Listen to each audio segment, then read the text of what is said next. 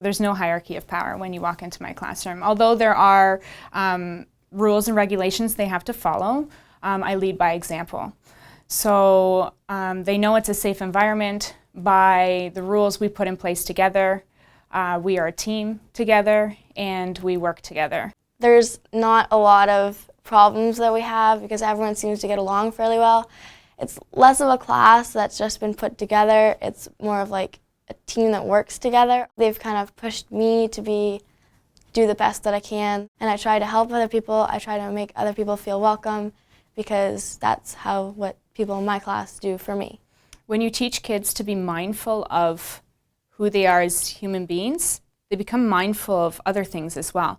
So they're mindful of their ideas that are coming out. They're mindful of the way they think. They're mindful of the words that come out of their mouth before they say them.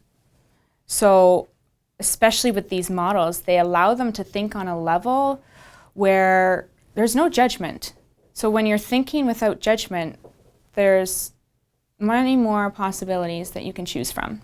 Ms. Roach has taught us how to think about other people rather than just making assumptions about them, and taught us how to think about their situation, put yourself in their shoes. I think it's just getting kids in practice of looking at different perspectives, looking at situations without a bias attached to it, looking at a situation without emotion involved in it. When kids can do this, they're allowed to think with much more clarity. She makes it a very comfortable environment to learn in, so we're all very outgoing, and I've gotten a lot more confident in sharing my ideas with the strategies we're learning and with the approach she's taking.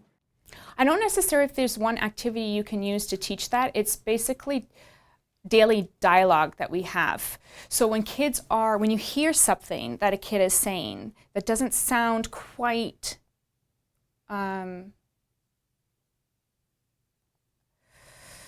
sincere, you take that opportunity to challenge their thinking, as opposed to just going, okay, they said that, but that's their stuff.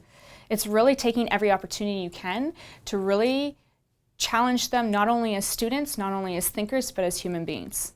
Well, it made me open to more not just learning styles, but groups and going off and to do oh, I'm gonna join student council because maybe I'll like that. Maybe I'll join cross country because maybe I can, it just made me open to more of my surroundings. Them knowing that that's the conditions of my classroom where we work together and there is no hierarchy of power, that allows them to feel safe to make mistakes. That makes them feel safe where there's no judgment, which allows them to really take risks and step outside their comfort zone to really be able to express themselves as they are unique individuals.